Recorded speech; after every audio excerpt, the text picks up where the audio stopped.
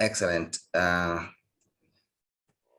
Thank you so much, speakers. Thank you so much, team.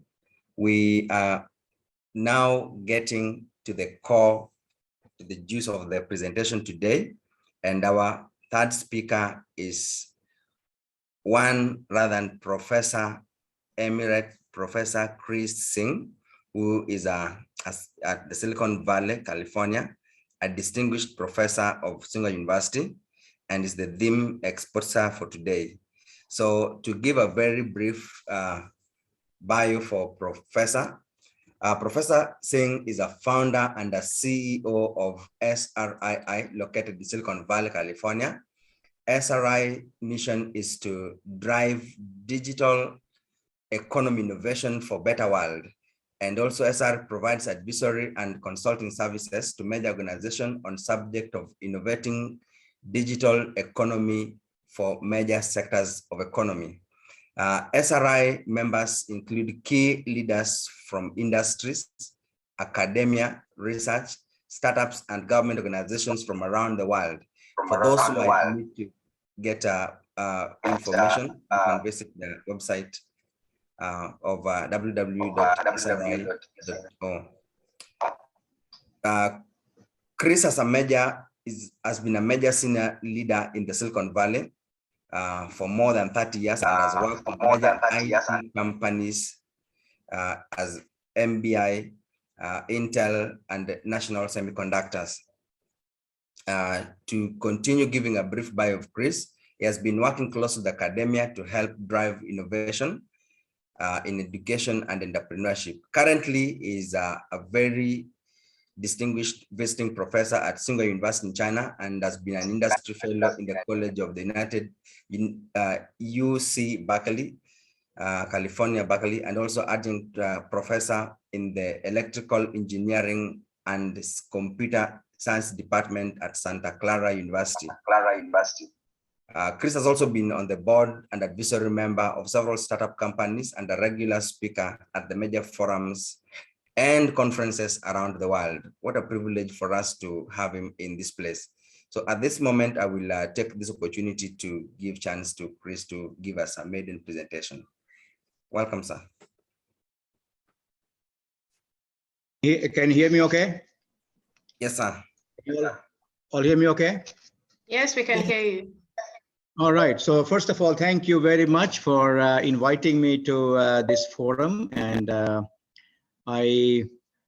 my connection with this forum happened through Holda. I think Holda attended my program at Tsinghua, the recent program, and through Holda we connected to OD, and we had a couple of discussions with them, and now I'm here talking to all of you.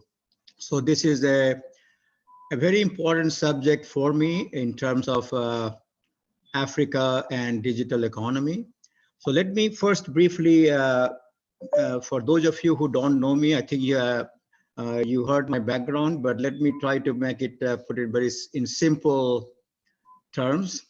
So I am located in Silicon Valley, where I have lived and worked all my life. I am a student of technology, and I have worked with various technology companies, from building transistors to microprocessors to computers to IT data centers.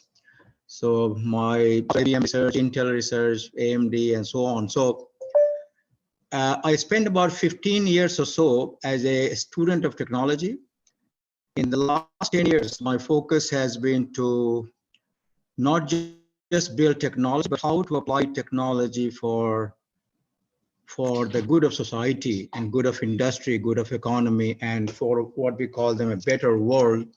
And that's where we created this organization called SRII, and I will discuss more. Service Research Innovation Institute, that I'm the founder and the president, where I brought many leaders from Silicon Valley and around the world to be part of this team. And our motive here in SRII is not just help one company, IBM and Intel and Google and Facebook, but help society with building better economy, better technology. And I will be discussing some of those things. The forums like this is very important because to drive economic innovation, digital economy innovation around the world, it requires all of us to connect. And the good thing is digital has connected all of us. Now I'm talking to you from California. You are in Africa and China and other places. So that is simply because we have a technology infrastructure which allows us to connect. What I will do is let me share with you some slides I have for to kind of discuss this subject in some specific areas. But I want most of my time have a more conversation with you. I don't want to just share slides and be a professor like I do teach in the universities, but I want to have conversation with you because you all have a strong education background. So I also want to learn from you, your perspective, your experience, your expertise, and how collectively we can work to build better Africa and better world. So let me first share my slides with you, and then I will come back to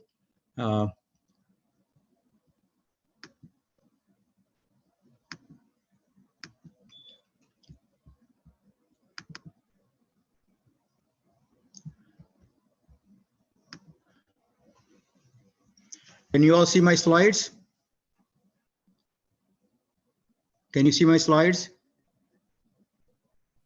Hello?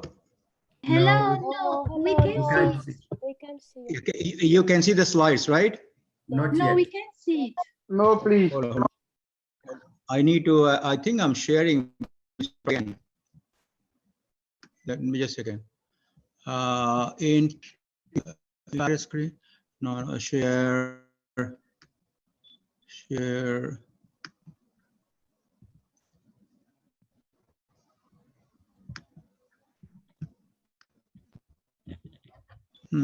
Oh.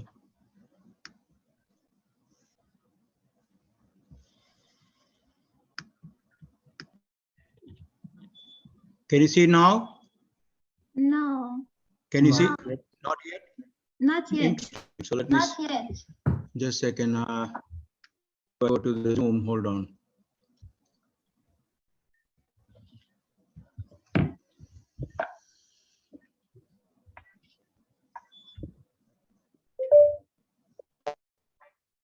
Just a second.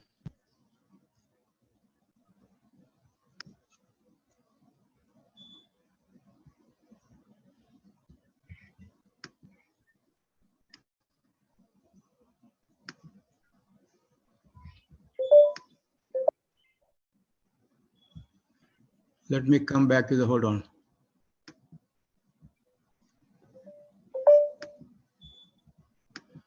I'm trying to get my slides just a second.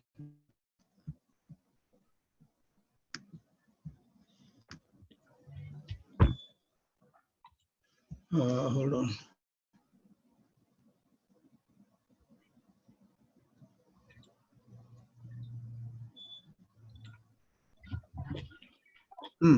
Let me, okay. I think you can see me, but how to share system audio, share entire thing away.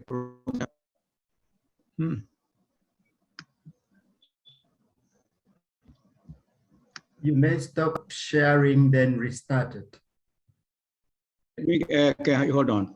Let me go back again. Share screen. Okay. Okay. Sorry. I think now it should be okay now.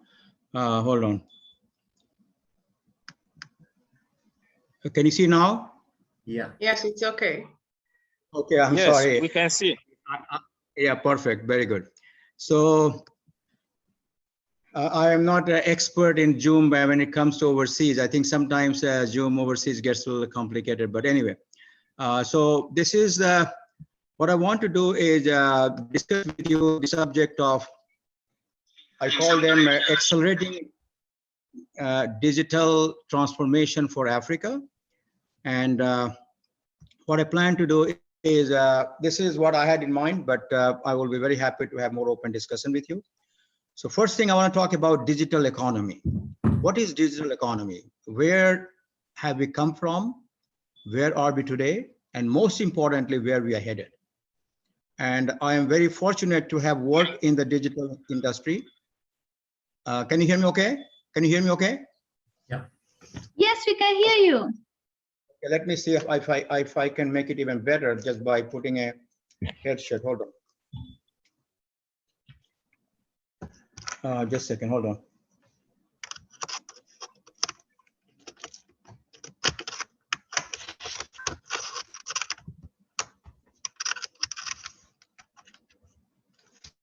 You can still hear me okay, right? Yes, very clear.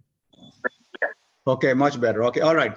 So I want to discuss the term digital economy because this is a very big subject and has lots of different meanings.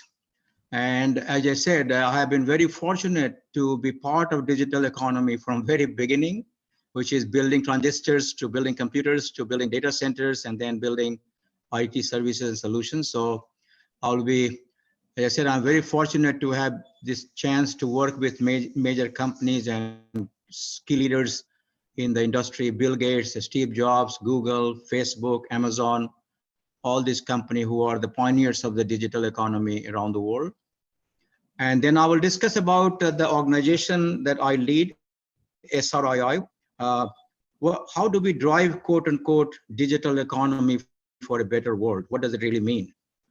And then I want to share with you Africa digital economy. You guys are expert. You have a lot more insight of what is happening in Africa. I studied Africa from outside in. So we have contacts with industry and government leaders. We talk to them, and we are always eager to learn about how and what they do for digital economy and how we can connect with them, how we can participate, how we can help. And I think that will be very relevant discussion for this group because you all have very personal interest to drive digital economy innovation for Africa. And then I will discuss briefly about our plans about that we are starting Silicon Valley Global Summit starting January. We want to host every quarter summit where we invite leaders from all around the world. And our first summit will be focused on Africa. So that's something that I want to share with you. And more importantly, I want to get your feedback, your input. And also, I would personally like to invite all of you to attend, participate, share your ideas, share your thoughts, because we from Silicon Valley, we plan to invite as many top leaders. And we don't just want to talk about technology, future technology, but we want to first listen to leaders of Africa, people like you. What are the real issue and how we can work together to address them? And then lastly, I want to have open discussion with you in terms of how we can connect and collaborate as we go forward, okay? So this is a slide that I use all the time, and this is my slide that I have kind of gives me perspective of who we are. This talks about human civilization, which is thousands and thousands and thousands of years old. How we as humans have evolved over last many hundred years, many thousand years, right? Obviously, all of us were not even there, not born, so we don't know. We just read about what happened. But the message here is how we, from 2 billion BCs to from a stone age to metal age to a steam engine to industrial age, it took us hundreds and thousands of years for human civilization to evolve. And the evolution in those days were very, very slow because we did not have much tools. We did not have know-how, right? There was not much difference between humans and animals in terms of our capabilities, what we can do. Then came the industrial revolution, where we built steam engines. Then came the car and railroad and airplanes. But what I'm going to talk about is digital world. Digital world is very new compared to the human civilization. Digital world, transistor was invented in 1950s, but first commercial transistor was built in 60s, and actual computers started being built in 70s, right? So from 70s to 2021, we are only 50 years old. This whole digital world, from the invention of transistors to computers, to internet, to mobile, to IoT, to AI, all these things have happened in just last 50 years.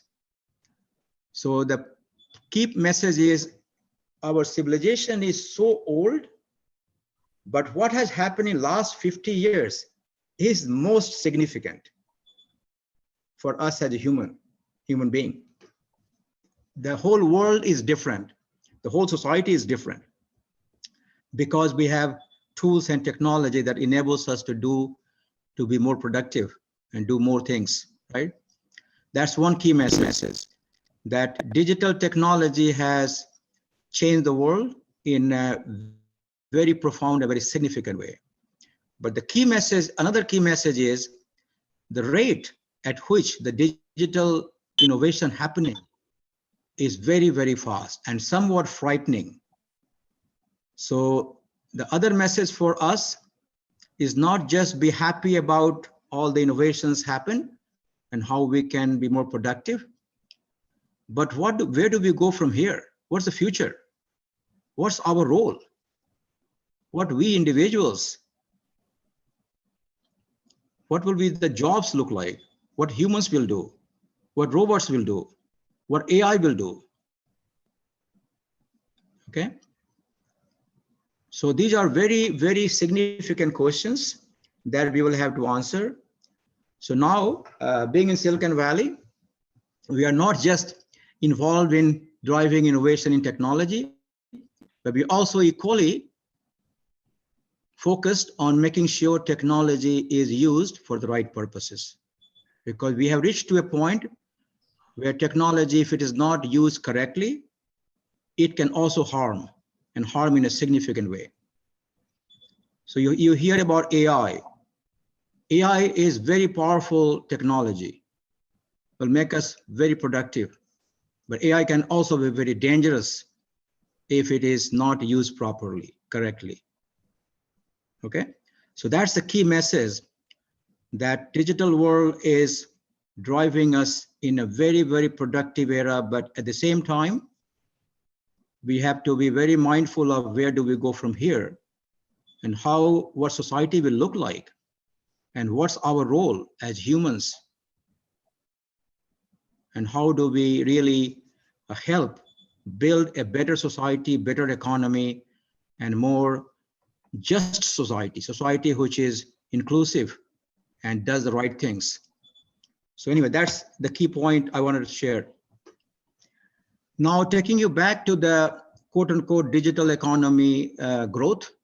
So as I showed you before, and I will not take you thousands of years in the past, but just take you 100 years ago, 100 years in the past. It was all agriculture, the economy was all farming. Everybody was a farmer. Agriculture was the only economy that humans had, okay? Then came industrial revolution. We built cars, we built railroads, we built industries. Then came transistors and computers and internet, right? Now we are now moving beyond internet and computers. Now we are into quote unquote knowledge economy. So computers and internet has made us far more intelligent, far more productive, and helps us use our intellect in a more productive way. And that's where quote unquote knowledge economy becomes a very important term. And let me elaborate this knowledge economy and why it is so even more important to a country like Africa. If you go back in the past 10, 20, 50 years, right? People, there were advanced economy, country with the rich economy and big companies and all those things, they had more, they were privileged, they had powers. Now, in this new world of digital world, the real power is in individual knowledge. the people knowledge. It is no longer who was your father and what industry you work for, or what school you went to. Now you have access to everything in the world at your fingertip. It's up to you to go build that skill, build the knowledge. And I use this example. You all know a country called Israel. Israel is a tiny country in the Middle East, right? Surrounded with all kinds of social and political issues that they face with the other Arab nations. Outside Silicon Valley, Israel is the second country with the most innovations building digital technology, most number of high startups and very important startups that we buy in Silicon Valley, go acquire this company. So that gives you a very good example of size doesn't matter. Okay, what matters is your capacity, your knowledge capacity, your intellect, or the people and society. So the key message is all of you and all of us need to build an intellectual and knowledge society in Africa. Okay, that will be the most powerful tool you can provide. Okay. Again, this is a sort of a summary of our growth from a steam engine to electricity to quote unquote industrial evolution to compute revolution to now you will hear about the third revolution and fourth revolution.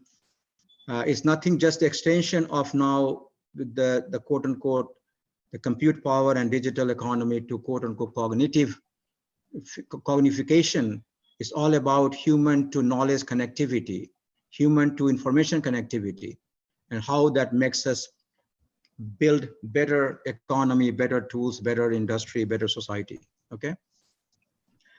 This is another slide, and I'm going to fast forward. I have a lot of technology slides, but I don't want to spend too much time just talking about the deep technology subject. I want to come to a much more broader subject, which is education and government and Africa and Silicon Valley, and I will come to that in a second. But I wanted to share with you some important slides. This is again putting the digital world, how we have evolved in the last 20 years, not too far, 20, 30 years after the birth of transistor and computers and internet. So what this chart shows the connection between information, which is computers and data and so on, to social connectivity, how we as a society are connecting or using technology as the technology gets evolved. So if you go back to in early days, like in 1990s to 2000, what we call them Web 1.0, it was all about connecting information, right? Internet and PC and phones and so on. Then came from 2010 to 20, which we call them connected knowledge, which artificial intelligence and other things came about, data analytics and other tools came about. Now from 2020, I missed one, social software, which is connected people. So we went from connecting information to connected people to connected knowledge. And now the new era that we are talking about, 2000 and beyond, 20 and beyond, is connected intelligence. This is where we talk about AI, robotics, right? All these machines, they are becoming very intelligent. How we coexist, how we connect, how we leverage intelligence from machine to humans and human to human. So this is a very, very important era that we are entering in terms of the digital technology, digital solutions and services. Okay. Now, putting this all together in a more simpler term, I understand not all of you come from a deep technical background, but this is anybody, all of us can understand. Digital economy in a simplest way, simplest form, is nothing but the connection of people, business, data, devices, and processes. So this is the connection of all these pieces gives us this phrase called digital economy. Or in other words, in digital economy, all these things are super important. Okay? People, data, devices, all these are pillars of the digital economy.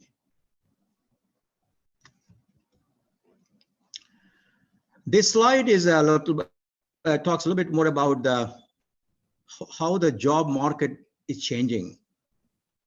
How people in 1800, everybody was a farmer. So agriculture was the main economy. Then came manufacturing and services. So manufacturing grew, services came. Now what you see is agriculture, number of people working in farming going down. Still farming is important, but number of people just being in the employed in farm agriculture is much smaller compared to other part of the economy. So manufacturing and services took over the agriculture part. Now the new economy is what they call them digital economy, is all about information services. So this is where when I use the words SRII, and I will discuss what service means, but the future of jobs are all going to be related to information and services. So the biggest growth for employment, a job market, is related to service, IT services. In other words, any job that does not have IT and digital connection, that job will not be very productive and may not have much value long term. So every productive job, every value add job will have technology as a foundation. Or in other words, technology provides a bigger value to any job. Okay. I have shared these slides other places. Some of you have probably seen in my other lectures, but this slide shows in just 20 years how the industry landscape had changed, the economy had changed. In early 2000, most of the big industry were oil, gas, and finance. Okay, in 2000, the GE and Exxon and Citibank and Walmart, the only IT company was Microsoft in 2001. Out of the 5 top company, 4 of them were non-IT, non-technology. They were finance, oil, gas, banks, and so on, right? Retail. Today, after 2015, all top 5 companies are technology companies. Okay. So what that means is technology is the fastest growth sector in economy. Not that other sectors have died, they're still there, but relatively their value has not gone up. They're still there or maybe going down. The biggest companies now by market value are all technology companies. So that shows you again the importance of digital world and digital technology in terms of business. The other point I would like to mention is the digital technology disrupted economy. So this is a very interesting example how digital technology is disrupting the old businesses and creating new businesses. So take, for example, Uber. Uber is a taxi company, right? But in Uber, Uber does not own taxi. Taxis are owned by individuals. It's ride sharing. So Uber became possible because of technology, right? Okay. Airbnb is the largest hotel in the world without having any own hotel infrastructure. It's people sharing their own homes and places to the consumer, right? Skype and WeChat is the largest telecom infrastructure. They don't own any telecom infrastructure, but this is the largest phone company now without having their own telecom infrastructure. Okay. Netflix, you watch movie without going to a movie hall. And Netflix is the largest movie platform today in the world without owning any movie theaters. Okay. Apple and Google's, they don't write any of their own apps written by somebody else, right? Facebook, content. is not owned by content is owned by individuals, not by a company. Okay, so the key message here is technology is disrupting our economic model and the businesses. This is just the beginning. You will see many more businesses disrupted, many more new technology, new businesses to be created because of this, because of the digital world. Okay. This next slide is about, I call them digitalization of industries. If you look at the major industry sectors, energy, manufacturing, healthcare, mobility, trade, media, right? This is just an example. How much digital technology is being used in each of these sectors? How much value are we providing? What you will see is the finance, the mobility, media. They are the highest user of the digital applications and services. If you come down, energy, manufacturing, healthcare, they are very big sector of economy, but digital penetration of the digital services to these sectors is still very low. So that is an opportunity for us to go build more digital solution for major sectors of economy. So there's a lot more work that still needs to be done in terms of providing better solutions, digital solutions for big sectors of economy. Okay. I'm going to fast forward many things, but I want to share a few important kind of high level stuff. From digital technology point of view, what are the mega trends? So I would say mega trends are the following. The whole world is getting connected, okay, because of technology. Okay, 10, 15, 20 years ago, we did not have the luxury, we didn't have the resources, we didn't have the infrastructure, we didn't have the technology to connect to the people like we do today, right? So the whole world is connected. Second, we are creating trillions and trillions and data because of the connectivity, because of the, not just a PC, not just a smartphone, but all these sensors and all these tools that particularly a smartphone has become a bigger source of the data, but now we are going past a smartphone. We are talking about the IoT sensors based applications. So there is tons and tons of data being created. And lastly is intelligence and automation. So how do we make sense out of the data? How do we make system more automated? So that's kind of bigger game at the highest level of the technology world, okay? I'm going to fast forward some of the stuff. Going to the next level, cloud, IoT, edge computing, AI. These are very hot topic for technologies and IT industry to work and build solutions and services. What I will not do for this talk is not go into more specific detail of what is edge computing and where we are on AI and where IoT. Maybe some point in future, if some of you have interest, I'll be very happy to have more deeper discussions with those of you who have more need to know some of the technology subjects. I'll be happy to have further discussions. Data, as I said, data is the the oil used to be the driving force of the economy in the past. Now, data is the new oil. Okay, whoever has the most data, whoever can make sense out of the data, is going to drive the company and growth. Google and Facebook and all these companies, they don't sell computers. They're all about data. And they are the largest IT company. Without building any technology for sale, they are all about data. And they provide you free data. Look at Google, what Google does. Organize world information and make it available to everybody free.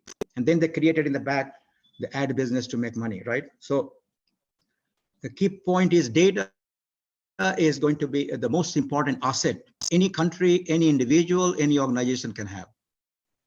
So all of you, irrespective of what field you work in, my advice I have been doing to students, and I do that to any other company organizations, get as much skill, as much expertise, as much understanding on data, whether it be tools, whether it be hardware, software, application, analytics.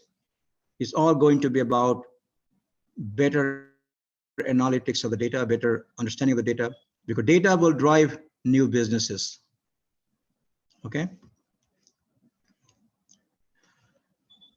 And this data, I just said before, in 2021, we will have 75 billion connected devices because of the not just smartphone, but the sensors, IoT. It will generate 44 zettabytes. Zettabyte is billions of zeros put on top of the, you can go do Google search, tell you zettabyte, how big that unit is. Okay. So we have lots of devices, we have lots of data, but here is the unique challenge and unique opportunity. Okay. Roughly about 80% data is what we call them unstructured. Only less than 20% data we understand. Okay. 80% data we still don't understand. So the data science is focused on building the quote unquote unstructured data analytics. So data is in twofold, a structured data and unstructured data. A structured data is analyzed by the old technologies, okay? SQL and other data science databases and data tools. But the biggest focus now is on unstructured data. So all of you, in any connection with the data, it is a huge opportunity to go figure out how to analyze unstructured data.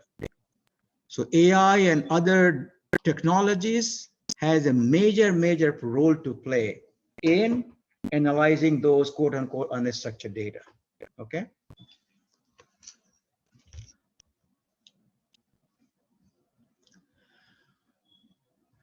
This chart has a much deeper technical message, but I just wanted to understand the value of a smart data. Okay, what a smart data does. Okay, so this is a case of a hospital, doctors doing surgery, right? So to do surgery, whether it be heart surgery or any other surgery, you need to have a domain expertise. Not everybody can do surgery. You got to be expert doctor with a specialization in that field, right? Okay. Then to understand from the surgery what's going on inside, you need to have all the tools to better understand what is going on inside human body or on that particular subject that you are trying to address or fix, right? So this is where context know-how comes into play, and this is where technology becomes very important. Doctors have expertise, but they alone cannot do. They need to get a lot more other data to figure out what is going on the particular case, right?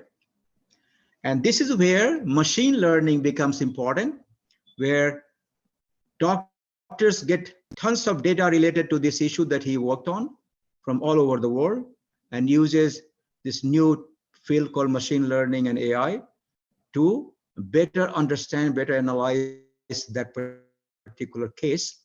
And this is what we call them analytics know-how. And all combined together is what gives us the value of smart data. So this is just an example of how every field will need this kind of analytics approach to better understand, analyze that particular field and get better answer and better solutions. Okay. And this is where data becomes important, why we need machine learning. No human can analyze the data from all over the world. You need computers, you need advanced tools.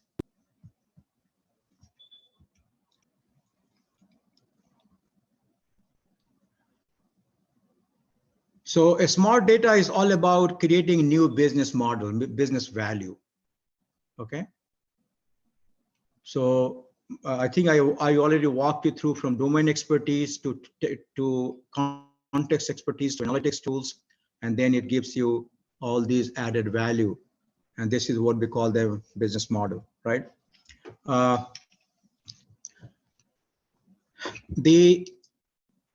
And again, I'm kind of take you through the broader picture of technology, digital world. So how we have evolved over the last, not too long ago, 15, 20 years, things were static. We had computers, we go to internet, we search information, right? And make use of it. Then came this new era that we are in today. It is called software defined, where we are not just have one internet, we have multiple different websites and multiple different places to connect and gather information. So this is where software becomes very important. Now going forward, we are going into quote unquote autonomic. Autonomic is all this self-driving car and everything happening, and every computer, every system making decisions for you. Because of the tools and technology we have, everything connects to each other. So it's a very complex, very interactive system is able to give you this new value called autonomic applications. And this is where we call them edge computing, edge 1.1, edge point. So edge computing is a new name for cloud computing. So this was a cloud computing where computing resources are no longer confined to your company or your home. You share information from Amazon or Alibaba, they store information for you in the cloud. It's much cheaper, easy to manage. Somebody else manages all your infrastructure, all your storage, all the application you need. You don't need to have everything in your fingertips. So this is where cloud came. Now we are going, cloud is becoming so big and we have so many devices. The old cloud will not be good enough, because now that we have not just smartphone, the sensors. Imagine the sensor has to send data to cloud, getting data to cloud and then coming back, it just takes time. Now we need much faster applications. So we can't go that far. This is where edge computing comes into play. It means you're building something closer to your campus, your own needs. This is where edge comes into play. So this is a big field. We call them distributed computing, distributed cloud, and how cloud will connect to edge computing. So these are something, a new technology focus that is emerging, and there's a lot of work happening, and we will be sharing and you will be learning more about it as you go forward. Okay. So I was just referring to the compute model. Today, internet, this is what is the main goal or game. Our 10 seconds to 1 second to 100 millisecond to 10 millisecond and 1 millisecond to microsecond. So the future needs are going to be require much faster response time that the old internet, old cloud cannot provide. So this is where edge computing comes into play, to provide you this response and application much faster. Okay.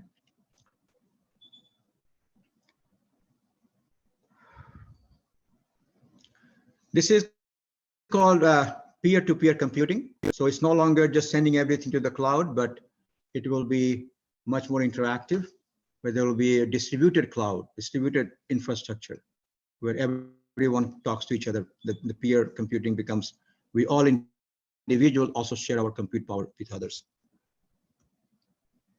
I'm going to skip some of the more complex slides. Okay, I will discuss this AI. AI is a very hot field. No matter where you go, every company, everybody talks about AI, and rightfully so. It's a very important subject today.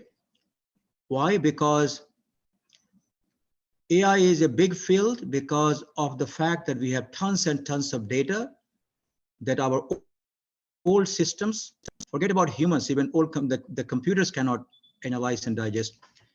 We are smart, humans are smart, and we are very unique, but our intellect in terms of storing data and analyzing data is much smaller compared to computer. Okay, just imagine how many names you can store, how much information you can store on your smartphone, right? How many you can remember yourself? Very few, right? But this guy remembers everything that you store, right? So computers have some unique features, a unique value that humans don't. On the other hand, humans have some unique features that the computers can never have, right? So that's the field that we are in. So AI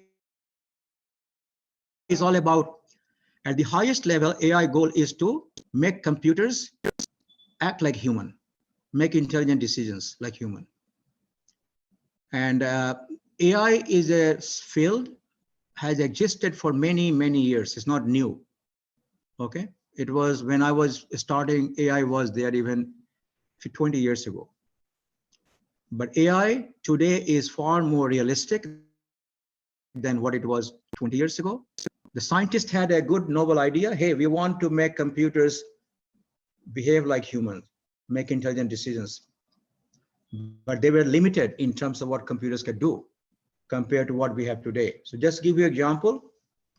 Today, AI is becoming important for the following reasons. Number one, we have many, many times more compute power, okay? When I started in working in the IT industry, my first job was building transistors. If we could build 100 transistors on one chip, we used to brag about it. We were so proud of our work, okay?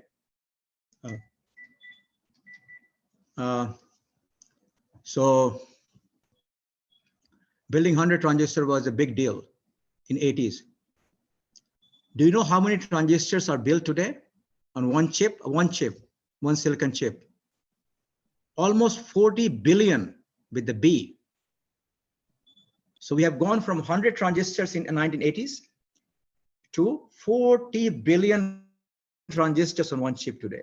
So that tells you the amount of compute power which has increased in last just 30, 40 years is humongous. So increase of compute power, that's one. Second one is storage. Few years ago, we could not store too much data because we were limited by hard disk and what if we can store on our computer and our company. Now we have cloud computing, Amazon and Google and Facebook and IBM and Alibaba. They can provide you cloud computing and storage at fraction of the cost. You can store anything and everything in the through the cloud. So we have a lot more compute power. We have a lot more storage. And the last one is we have a much advanced algorithm. Okay. So Google, just take you to Google, because I have been very lucky to have worked with this company and seen many of the company from very beginning. Google is all about algorithm. Okay. Google's success was building unique algorithm to store information and analyze information. Okay, called page rank algorithm. Right. That's what made Google so successful. And that algorithm has continues to improve. Algorithm about analyzing data, which continues to improve in a very significant way. Okay, so three things: lot more compute power, lot more storage, and much advanced algorithm is what makes AI much more realistic. That we could not have the same AI 10, 15 years ago. Okay, so I kind of walked you through AI, the history, and where we are today, and that is why AI will continue to evolve and continue to get smarter, because we are advancing all those three areas. compute power, storage capacity, and analytics algorithm. Okay. So that's the history of AI. So going forward, AI will have multiple layers. AI as infrastructure, AI as application, and AI as industry. So AI infrastructure is all about cloud, all about IoT, all about mobile devices, all about sensors, all about big data, all about analytics. This field is called AI infrastructure.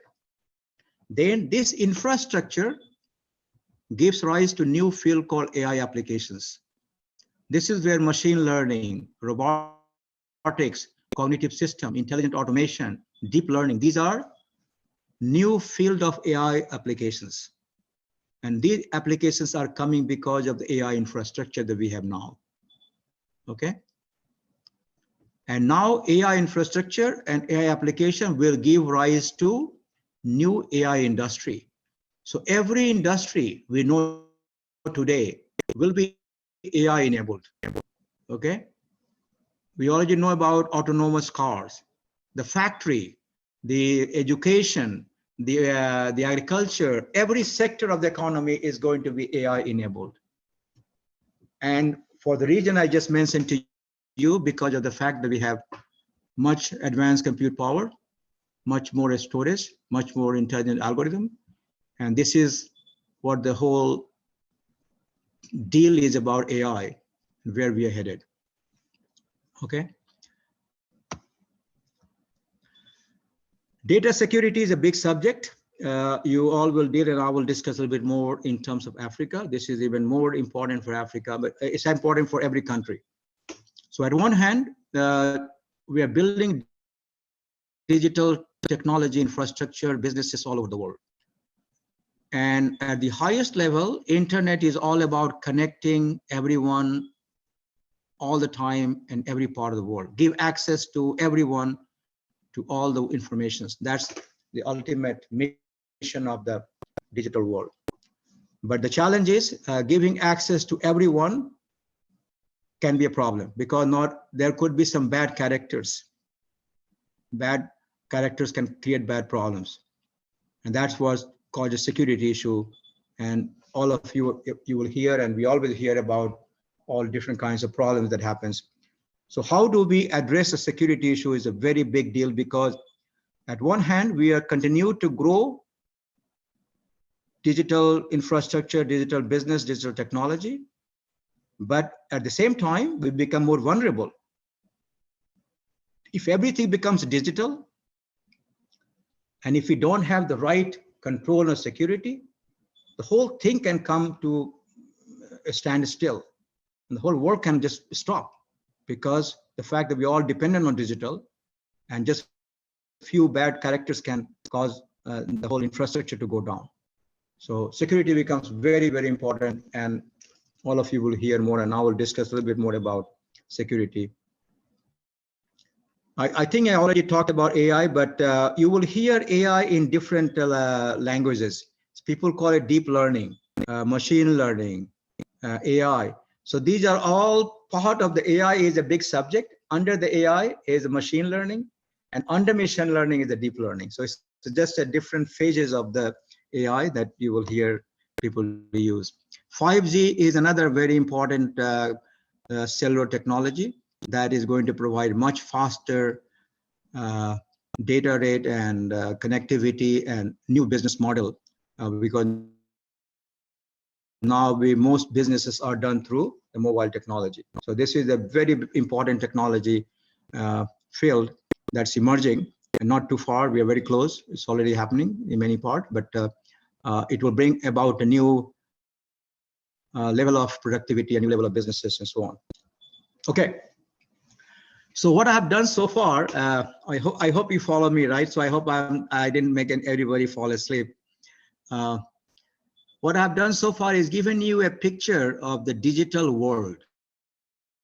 Okay, how we have evolved as a society, and then I give you a flavor of digital technology, how it's evolving.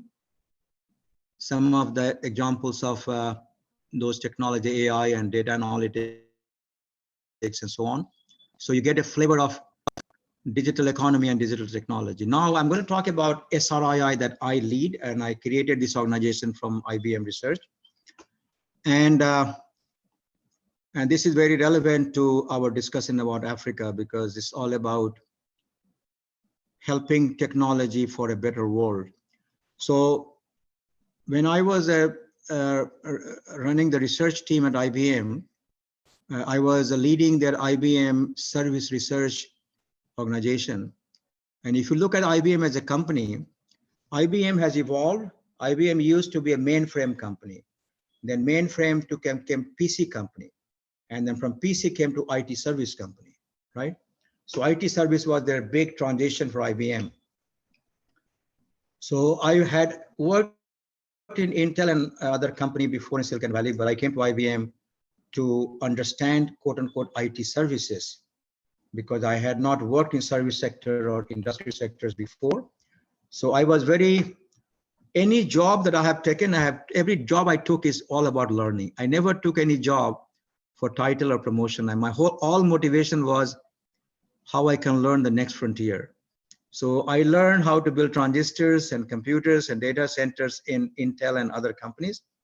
I came to IBM to learn about applying technology to sectors of economy. And this is where I created this organization called SRII, Service Research Innovation Institute. And what we did there is the following. My message to IBM and to the industry was this. The left-hand side, all these are economy, sectors of the world. This is how the global economy runs everywhere, not just Africa, but every country in the world. You have all these sectors. We call them industry sectors. I call them now service sectors, because now every industry is becoming service delivery sector. Healthcare delivers healthcare services. Education delivers education services. Government delivers services to citizens. Finance delivers financial services. So now you got to look at every sector in terms of services it produces. And because of technology, they have been able to create service offering. These sectors have become a service sector. Now, the right-hand side is all technology field, right? Data, internet security, mobile, cloud, social networking, and so on. There's many, many more, right? So if you look at the technology industry, how it started, building transistors, then came microprocessors. Intel built microprocessors. Microsoft built OS. And you need processor and OS to build computers. So Intel and Microsoft were the lead driver of the PC industry. PC was created at IBM, but IBM never commercialized. IBM asked Intel and Microsoft to go build PC. And I happened to work at Intel at the time, and I worked closely with Microsoft. So I was very much involved into the PC growth in the world, how PC was built. And then came internet because of the bigger lot of PCs. Now, IT industry is no longer about microprocessor and OS and router and switches and databases. Now, IT company is about IT as a service, cloud computing, big data, AI, machine learning. Now, if you go to Intel or Microsoft, they all call themselves, I'm a cloud company, I'm an AI company, I'm a big data company. They will not tell you I'm a microprocessor company or I'm an OS and Office company. Now they are putting their technology jargons underneath. They're using the quote unquote service messaging. So in short, IT industry has become a driver of technology as a service. And a great example is Google and Facebook and others, Amazon. They're all technology company, but they sell services. They don't sell technology, they sell services. So IT industry has been redefined as a industry driving technology as a service, and major sectors of economies are all becoming a service delivery, service provider. So connecting, and they all need this technology. Every sector to be more productive, they need digital technology to be more productive. So digital technology helps them be more productive, better application, better tools. So this is our mission in SRII. How do we connect with the leaders of the industry and leaders of the IT industry together and help build better services for helping the economy and the world at large? Because no one company can do this alone. It requires a platform. And that's what SRII is doing. I'm going to give you an example of how we work in SRII. So in SRII, we have focus groups on many subjects. The healthcare is a good example. So in healthcare, I have dozens of experts, from doctors to data scientists, from Stanford to Google and others who are very involved in healthcare field. And we are trying to address healthcare, all the issues the healthcare is addressing today. Healthcare is the most complex industry, and most expensive industry around the world. Every country spends most money on healthcare for many regions, okay? In SRII, we look at every sector in a much more futuristic way. What healthcare should look like, what the healthcare job is, not what healthcare is doing today, but what should the future of healthcare should be. So I'm giving an example is we start from the end user. So we say healthcare should do three things at the highest level. One, healthcare should focus on wellness program. How do we keep our citizens healthy? How do we educate them? Hey, how do you exercise, stay healthy, what do you eat? How not to get sick, prevention. And then, of course, disease management, which is all about addressing when you are sick, you need to spend money, spend your resources to get well. The last one is elderly care. Today, every country spends most money on disease management and elderly care. Very little on the prevention. Okay? Our focus is, this is if you are always trying to go fix people getting ill, you can never catch up. Let's teach people how not to get ill first. And to do this, we go build the tools. What do we need to provide doctors and the patient and the citizen so they can monitor their own health, so they can be more healthy? And of course, so our focus in healthcare group that we run is to drive emphasis on wellness program more. Of course, today, a lot of money goes with the government side and other is in this and this, right? Our focus is, once we have a wellness program, then we will not need so much disease management, okay? Also, elderly care has to be improved. How we manage elderly, how do we provide better tools, better system for elders to manage their healthcare. So anyway, that the message is, we look at from the end user side, okay, and then build solutions. Not in the old time, technology company, we build solutions and dump it on the healthcare. Go figure out how to use them. I got the best ideas without understanding the real issue, okay? I'm going to fast forward. I have a lot of slides on healthcare and many others, but for this discussion, I will just share with you some of the key messaging. So in healthcare at the highest level, we need to reduce cost, improve quality, and improve service. And then you go build the right tools to address these subjects, okay? I talked about healthcare focus areas for us. Increased pace of innovation, virtualization care. How we don't have enough good doctors for everybody to see the patient in a physical. How do we build a virtual system so everybody has access to healthcare and doctor through video and others, right? Wellness program, okay? Value-based cares.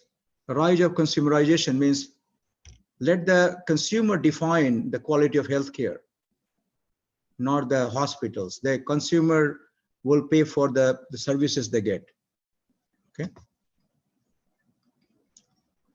These are some of the examples of all this new technology application to healthcare, from AI to 5G to robotics and data analytics. All the technology we talked about has a huge role to play in healthcare. Okay. Same thing for manufacturing. We talk about the future of manufacturing, digital manufacturing.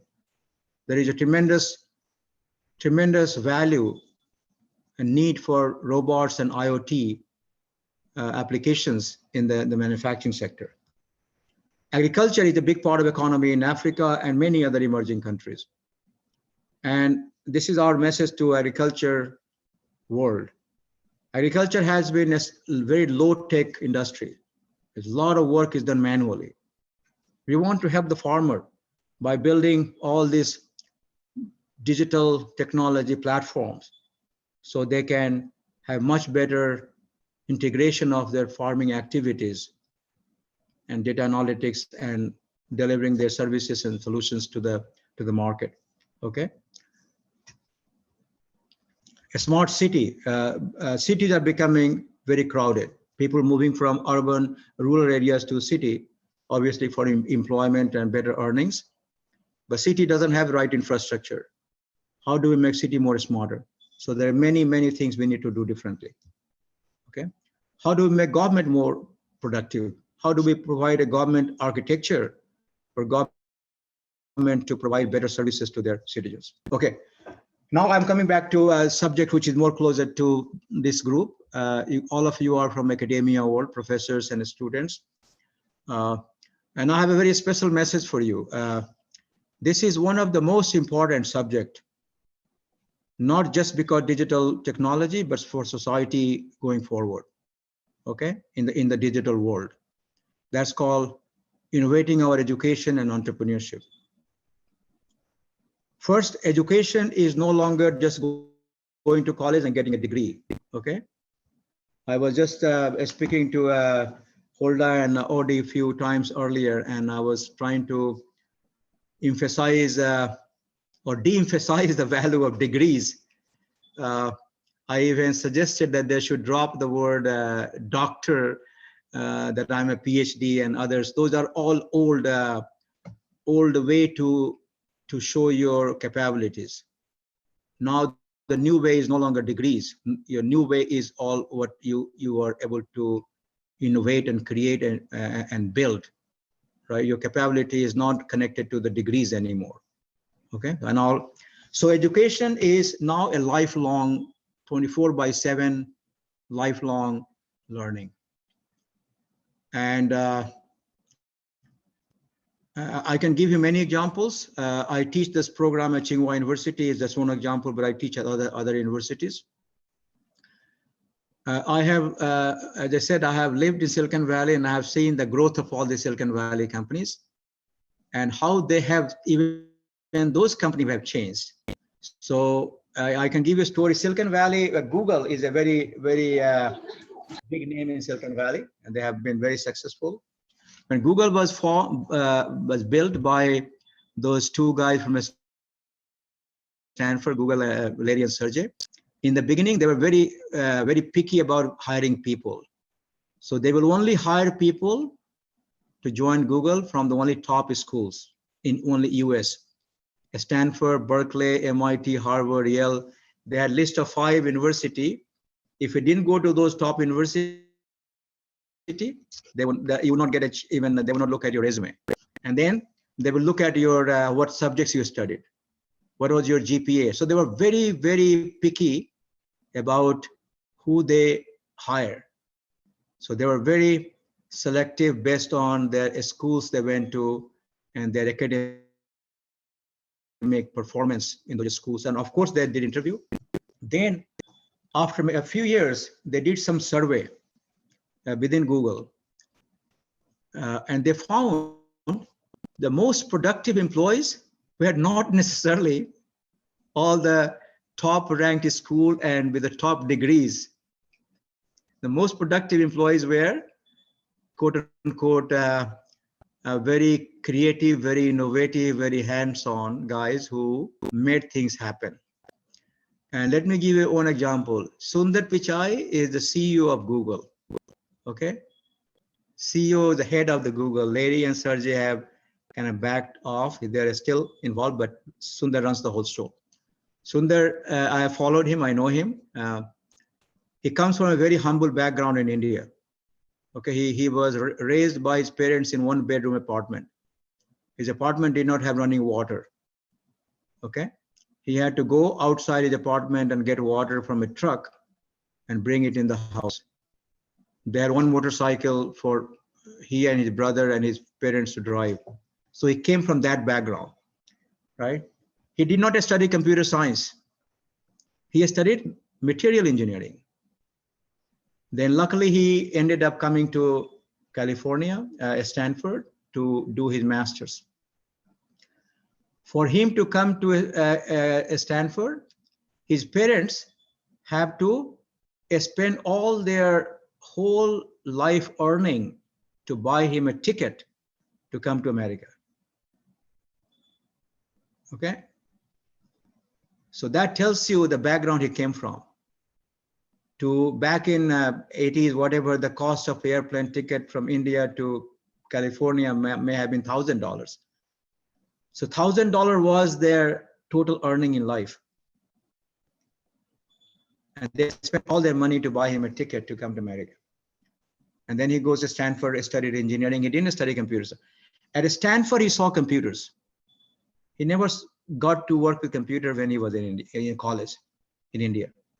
Okay. And then he goes to do MBA at Wharton, and then he goes to work for materials engineering, applied materials in a fab process. And one thing led to another. Then he lands a job at Google as a product manager.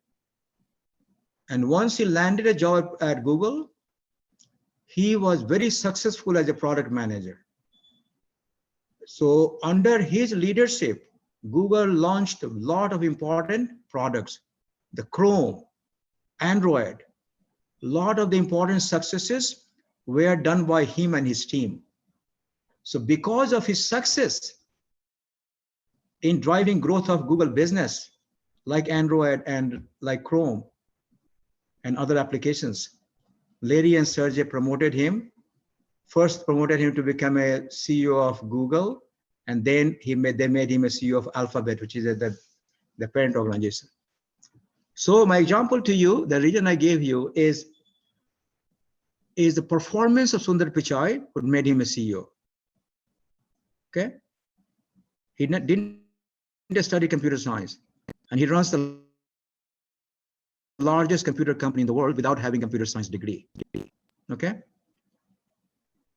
so important message here is your passion, your commitment, your value, your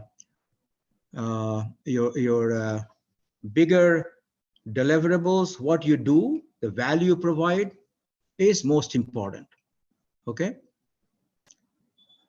So my message to you is, yes, education is important. By no means we should undermine, but don't make education degree as your ultimate success criteria. In fact, you should not even talk about it. You should show what you can do. Okay.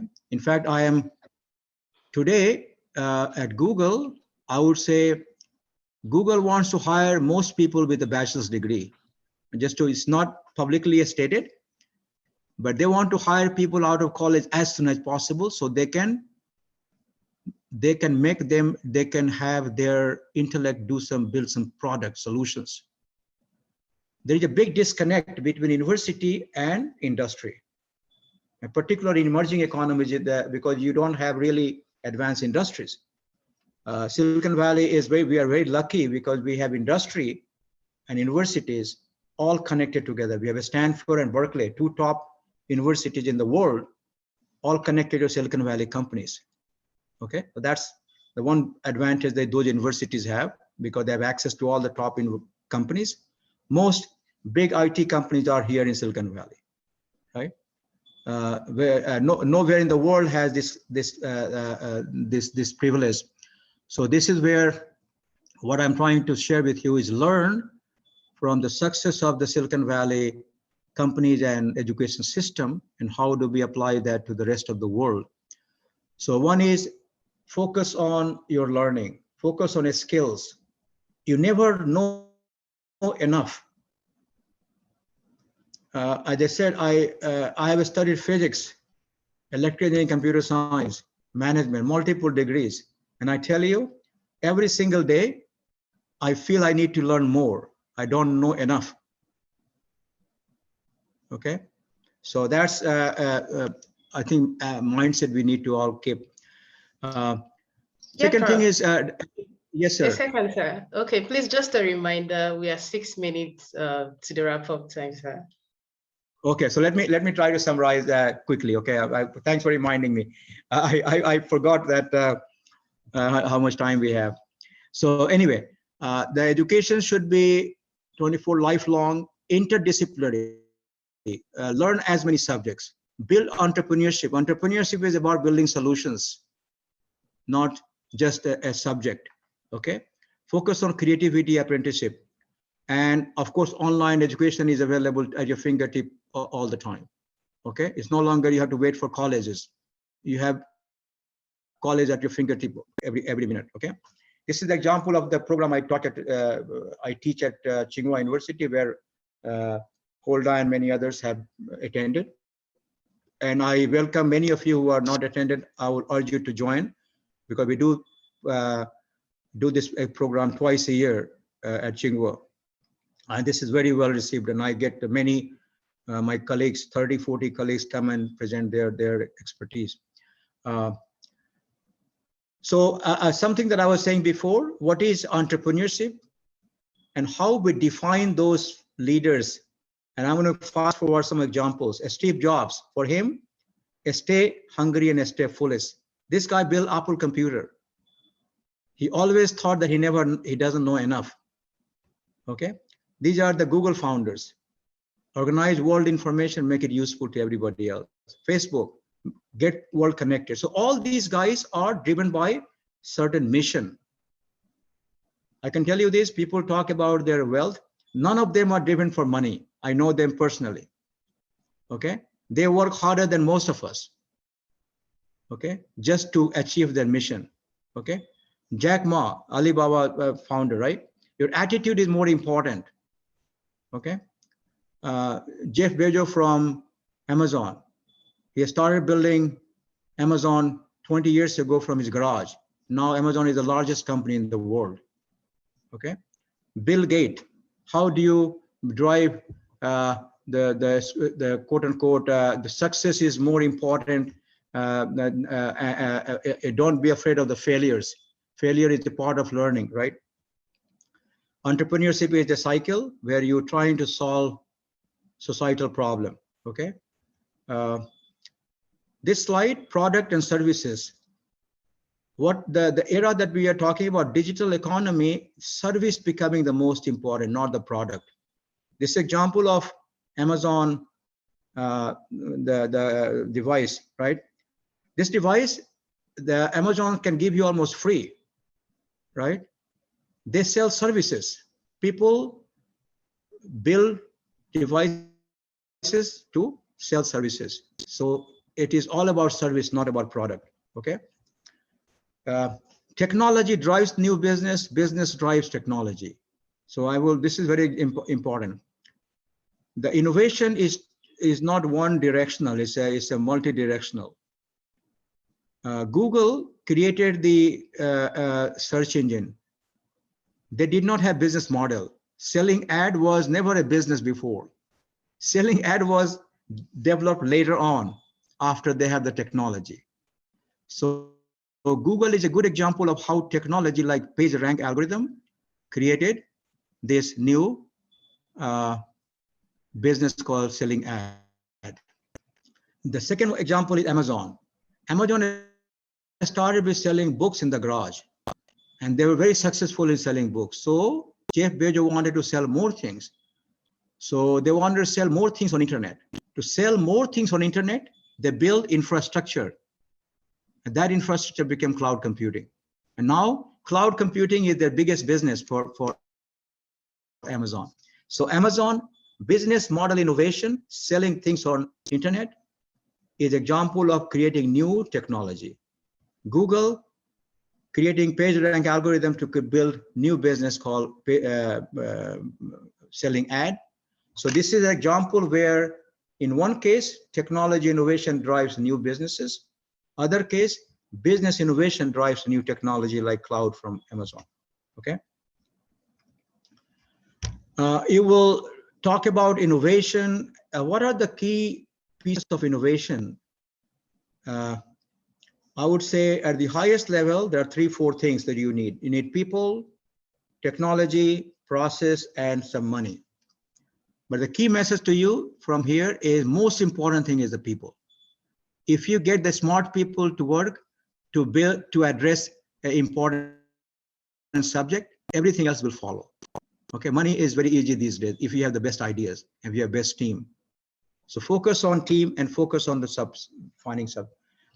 I will try to close in few minutes. Success is not a straight line. Success requires a lot of hard work.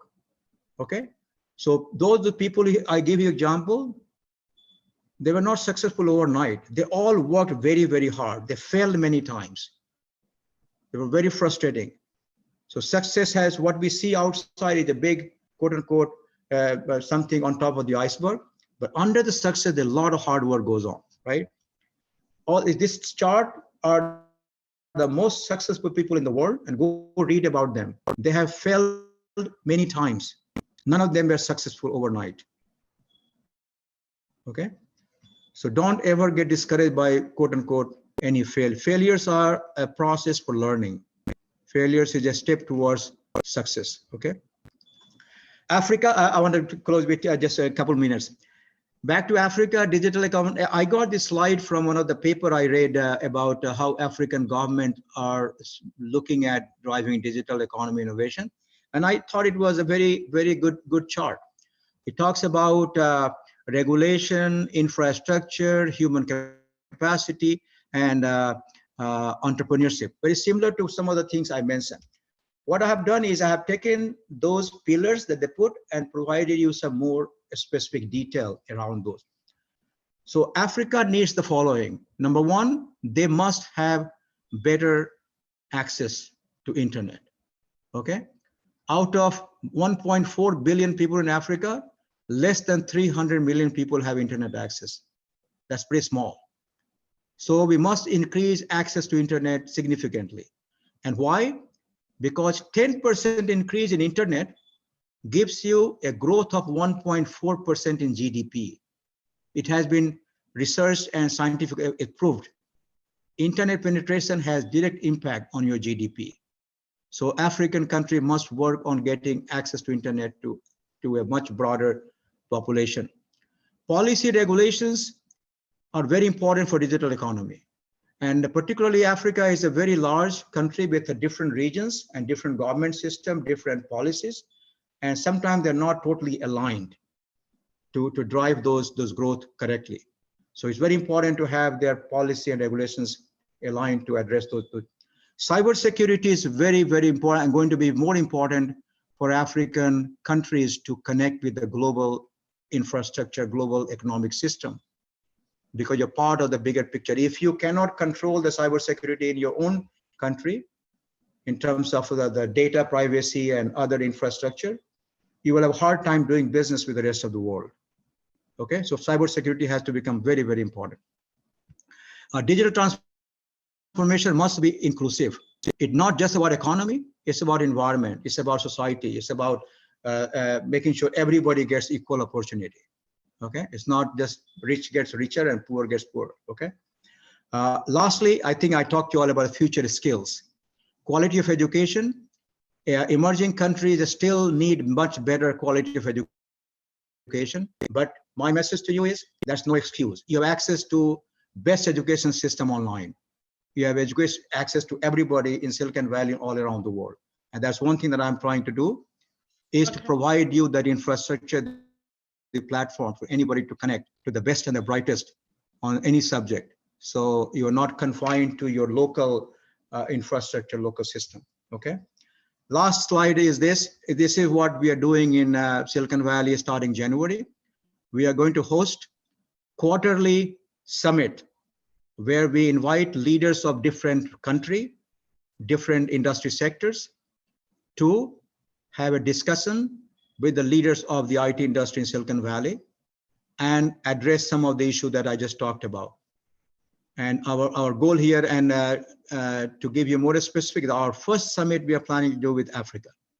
Okay, and I will be very happy to invite you and the OD and Holda has provided list of some of the other leaders, and I will work with them, work with all of you. I want to make sure you're all able to participate in this summit and connect with the leaders in the IT industry and share your thoughts as well as learn from them. Okay, so I will leave it here. I'm not sure if you have time for open discussions, but I am always available to respond. If you have WeChat, I'll be happy to connect, or you can also send me email. I'll be happy to connect, and you can follow me on my LinkedIn and the website for SRII. Even though I don't post a lot of things on the SRII, LinkedIn is the best way for you to follow my work that I do. I think I post them, most of them important work on the LinkedIn. So thank you very much. I know I think I lost track of the time, but I felt that's important group of people that I wanted to connect and share some of my thoughts. Thank you so much. Okay. Thank you so very much, Professor Kris. It's been a very insightful and educative session throughout. And I was really commend your efforts on trying to break down the entire scheme of the work, understanding that most of us are not coming from the engineering background. So thank you so much for that. So although we are short of time, but we're going to permit just two questions, okay, please. Yes, and then please, for others that have questions, you can put them on the chat box, and then Prof can try to reply you. You can also make use of the website he has shared, as well as LinkedIn, to interact better with him. So I'm going to take the first two hands that I see raised. I'm seeing Dr. Jackson. Dr. Jackson, are you ready? Yes, I'm ready. Okay, please shoot. Go ahead. Yeah, thank you, Professor, for this marvelous presentation. I have just one concern. You made mention of the fact that for economies to develop, the government needs to be able to control, to have a high level of control over cybersecurity, because this is the only means, in fact, this is the surest means of us inviting foreign direct investment that will boost the economy. Now, this seems to be a little bit troubling, most especially from the direction of developing countries, in the sense that if you look at technological giants like Facebook, Google, and others, how do we, in developing countries, be sure of controlling our cybersecurity whenever the government of such countries want to take measures, for example, to control the dissemination of false information over these platforms, cyberbullying. And each time we try to do this, the government of developing countries and these giant techs and their lobbying build up heavy campaigns against this country, calling it dictatorial, silencing freedom of speech, freedom of whatever they want to call, and then label you all sorts of derogatory names. I think this is one of the major problems. Developing countries are not able to ensure cybersecurity because the US, the European countries, in association with these major tech companies, don't permit African countries and other developing countries to grow, because they come in the guise of human rights and others to ensure that there is no cyber, in fact, to ensure that cybersecurity in these countries are not guaranteed. So how do we reconcile this?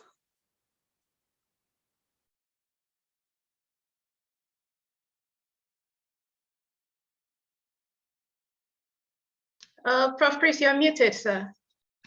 Kindly unmute your mic.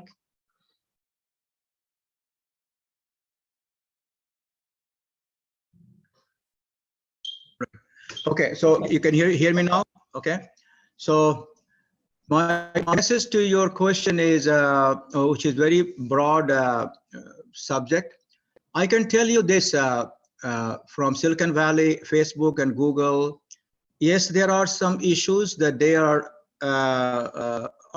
trying to.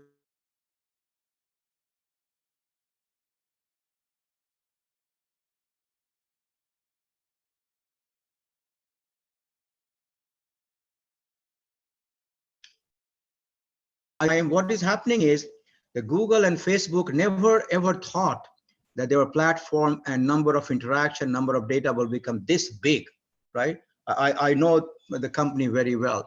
So the interaction, the data flow, the platform is far bigger than they ever imagined. And yes, that is causing some security issue that you are talking about, and they need to do a better job. And I must tell you, I know Google and Facebook over the last year, most hires, people who a company have hired are dealing with security. Security is their biggest concern, is to how to prevent some of the issue that they're saying. So they are trying to do the best, but they still need to do better. When it comes to dealing with the emerging countries, I cannot be answer any specific subject that you mentioned, but I can tell you this: they have a positive. They have a very. I work with very senior leaders of Google and Facebook in my role, in my platform. So I know them personally. I have seen how the companies are built. They mean well. Sometimes it's not very well articulated when it comes to the outside world. On the other hand, the outside world don't have also clear visibility and interaction. And that is what I'm trying to build Silicon Valley Summit for emerging economies to connect with these companies more directly and not listen to their through the third and intermediaries. The other point I'll mention why Silicon Valley Summit we are trying to do and the value. Emerging country like Africa and other countries, I see there's a lot of ecosystem partnership happening, and it's very important for you, for all countries, not just emerging countries, even for developed countries. The global economy is going to be very interconnected. So building ecosystem partnership is going to be super, super important for every company, every subject. And more important for emerging economies. Now, what has happened is emerging countries, and I work with countries all over the world, have connected with many organizations, many countries. I want to provide them Silicon Valley, and I can tell you with my own experience, I have worked with Europe and Asia, all big countries, small countries. Silicon Valley is still most, I would say, has a global culture. Silicon Valley companies are not American companies. Google and Facebook is all about solving world problem, okay? And we are multinational.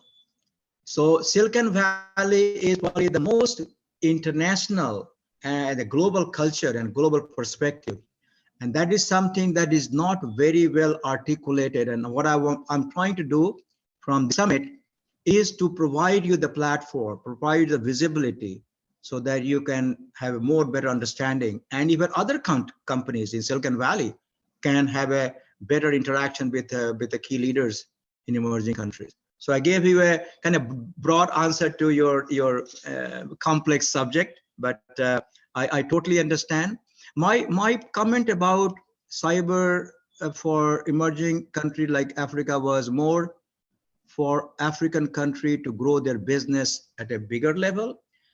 What developed countries are looking for, and they are very concerned, they want to make sure country like Africa has the right infrastructure, right regulations to deal with the privacy, deal with the data security for them to do business with you. So they need to be comfortable, because if they don't have the system in place, then they feel very uncomfortable, and it will be difficult to build a business relationship. So that was my key message. The next question. Any other question? Okay, Prof, actually, we are having series of questions on the chat box. So please, if you don't mind, Okay. you can indulge us by attending to them over there. So many persons. In fact, I think the conversation is actually just. Okay. Let me try to read. In fact, honestly, Yes, I should not have given my talk this long, but sometimes when I talk, I want to share as much as possible. I rather have interaction with you like this. And those in the medical field, irrespective of area of specialization, get more skills, expertise about big data. Okay, healthcare is a very big subject, and I have a very big, very important group. I would say the healthcare group that I have in our organization is probably one of the most competent. We have doctors from Stanford, doctors from big hospital. We have data analytics researchers from big companies. So I invite you to connect, and I will invite you to, I will have a focused summit on healthcare. So stay connected, and I'll make sure you get a chance to attend, okay? And connect with our leaders, okay? What is India doing so well that keeps great? Okay, that's a very good point. So in fact, I shared I was born in India myself, but I have lived in America much longer than most people that you see that became leaders. India has something, why Indians have done well in Silicon Valley is the following. India has a very good engineering schools. India has IITs. They are very, very top ranked schools, number one. Education system in India, people who go to school, they put a lot of focus on science, engineering, and math, right? Third, they're English speaking like you guys are. So, and they are very connected. India has a lot of IT multinational companies in India. All the big companies in Silicon Valley have branches in Bangalore and India. So they are very familiar with the American companies and systems from very beginning, right? So they can all